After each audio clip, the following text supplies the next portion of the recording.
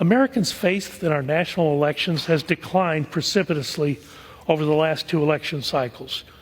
To restore that faith, we must work to protect American voters and the integrity of those very elections. Strengthening existing voter ID laws is a certain way to achieve both of these efforts. We owe it to our constituents to restore confidence in their electoral process. I do find it sometimes perplexing when I hear the arguments on the other side. Purportedly, they are here in defense of democracy, and somehow Republicans are opposed to democracy. I would just remind my friends on the other side of the House that it is not us who are attempting to undo the votes of millions of Democrats nationwide to remove the nominee of their party from their ballot. Madam Speaker, yesterday the Republican Party released their new platform. And I heard Republican pundits saying that this platform was going to be more moderate. I saw reporters even claiming that Republicans are softening their radical extreme views on abortion and on same-sex marriage. I even saw one Republican senator on TV yesterday defending the platform and trying to spin it to make Trump sound like a normal, rational, moderate person, which is an impossibility, by the way. Then I actually read the platform, and it's more of the same old, more of the same fear-mongering and divisive politics that they've been pushing for years now. They're not kicking MAGA extremism aside, they're doubling down on it. Talk is cheap around here. Look at their legislation. Look at the bills before us this week. If someone looks at these bills and thinks the Republican Party is normal or rational or moderate, I think they need to get checked out, because they're living in a fantasy world. These bills are getting crazier and crazier the longer they're in charge. Here's the Republican agenda for this week: more attacks on the LGBTQ community, more attacks on immigrants, more attacks on voting rights because they know they can only win if fewer people vote, and more attacks on working families and more giveaways to special interests and billionaire companies. There's nothing new here. Just more division, more destruction, more disarray.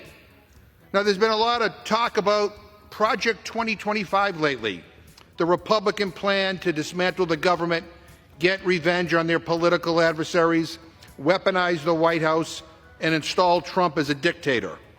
The former president recently made a laughable attempt to try to distance himself from its extremism. And what do you know? Now Project 2025 is right here on the House floor, because it's what Republicans actually believe. That's what this SAVE Act is about. It is a voter suppression bill that lays the groundwork for them to undermine the next election so they can justify another January 6th style attempt to seize power, even if they lose. They'll use this gotcha bill to say Democrats want to give non-citizens the ability to vote in federal elections. Let me say now, that is a lie. It is a total lie.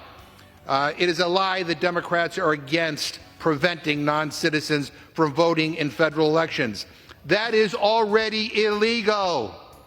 What we are against is making it harder for American citizens to vote. And that's what this bill does. Republicans in this bill want to require all this new documentation for an individual just to register to vote. They say, well, you can use your passport. Well, what about someone who can't afford a $130 passport?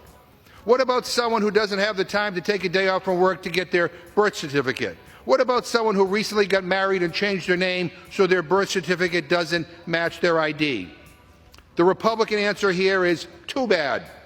You can't vote.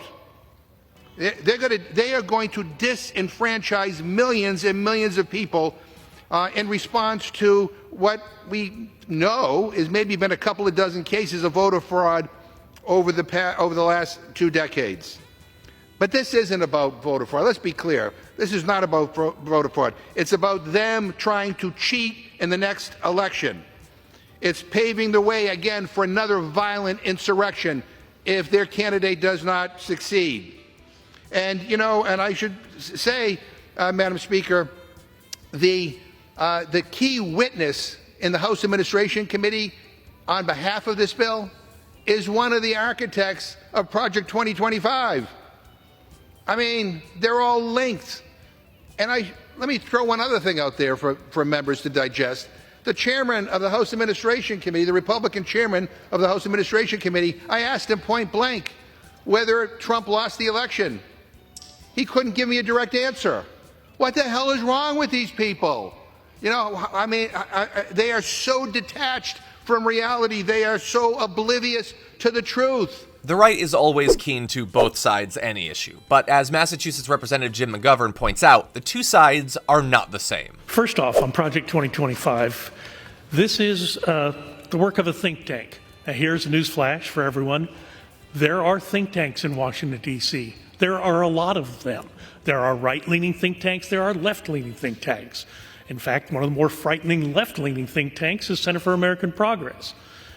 And the head of the Center for American Progress is now ensconced in the White House as a domestic policy advisor to the Biden administration. So don't pretend that you don't have your think tanks on the left, just as think tanks on the right exist, and their purpose is to provide information to legislators, House members, and senators, and sometimes to inform legislation. With bill after bill, House Republicans are letting the American people know who they are.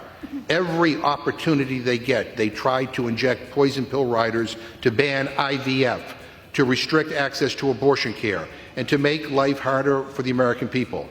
As I've said before, they want to turn back the clock on our rights. Just look at Project 2025, a dystopian plan for the future of our country crafted by former Trump administration officials. They want to cut your earned benefits. They want to cut school meals and, yes, end access to abortion care. They even want to take mifepristone off the market completely. And, Madam Speaker, we must bring H.R. 12, the Women's Health Protection Act, to the floor to let them know that we will not let them turn back the clock on the American people. Representative McGovern briefly mentioned so-called poison pills. These are additions and riders put onto bills to make passing them basically impossible. The House GOP leaders have been busy inserting abortion policy into every major piece of their government spending plans, making even the most widely accepted pieces of legislation in normal years almost impossible to pass in these days. Must-pass spending bills have become ways for extremist interest groups and large corporations to sneak through legislation that could never ordinarily pass. Debbie Weinstein from the Coalition on Human Needs details two particularly damaging riders. Quote, other poison pills would block civil rights protections against discrimination by race and gender and deny asylum to desperate people. Special interests even want to stop the IRS from providing a free tax filing service. Another poison pill would set up a fiscal commission to fast-track cuts to programs like Social Security, Medicaid, Medicare, and SNAP food aid, despite the public's strong support for these programs. Ending the practice of adding these poison pills to bills is going to be tough. They've been around for a long time and both parties have used them, but it is still absolutely crucial. Not only so that we have clear legislation that actually does what it purports to do, but also a way, as we've described, to fight back against some of the GOP's most radical actions. And I totally understand if poison pills are not top of mind for you as we cruise towards this election, but all that we've laid out would make for a hell of a bonus on top of everything else.